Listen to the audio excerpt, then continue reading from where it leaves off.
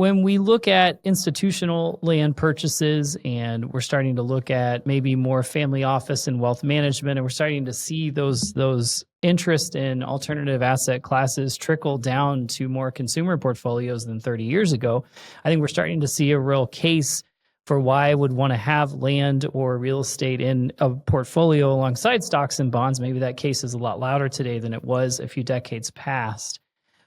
Can you walk me through or have a conversation with me about some starting points of where a affluent consumer or somebody in that space may say, okay, I want to start adding this kind of thing to my portfolio? I mean, do I go onto Acres and start looking around, or what kind of steps and vetting would that person go through in your eyes? Yeah, I think that's exactly right. We're there to provide that person information. I think as you're well aware, and I'm sure many of the listeners are here today, we got our start building the business of Acre Trader, and it's a farmland investing platform specific to farmland and timberland, where we help investors gain access and grow their portfolio, and likewise help farmers raise capital to invest in their business. So we actually got here from that place you speak of, right? Of helping to democratize investing and helping farmers raise capital along the way there. So that's a lot of our core customers who you speak to there. Along the way, we built Acres actually because we needed it as a team out evaluating land for purchase, for investment, for disposition, for management. And as we built this tool, we thought, you know what, let's put this online and see if others can find use to it. It's a big part of who we are. We are really big believers in transparency and openness.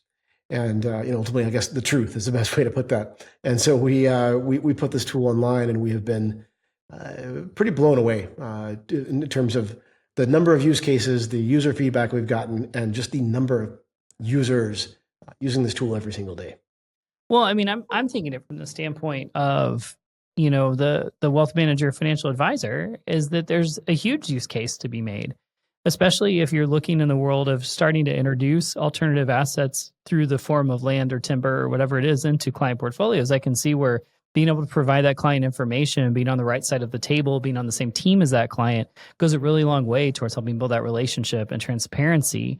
So, I mean, I think that is really awesome to see those use cases. And I would imagine the use cases are direct consumers thinking about buying all the way up to institutions. So I was wondering if you could share, what type of usage are you seeing on that platform? Are you seeing like state pension funds jump on? Like what kind of world has been created here, taking the private market? And while it still is a private market, you've sort of created a lot more transparency and public around that private market. Yeah, I would say our use cases span from the most intense enterprises, so financial institutions are a good example, but plenty of other industries as well, where large numbers of users are coming in and using the tool, and they're in their day-to-day operations, all the way down to an individual consumer that just wants a basic view, right? And so the use cases are aplenty. Our job is to provide great foundational data and great tools to explore that data.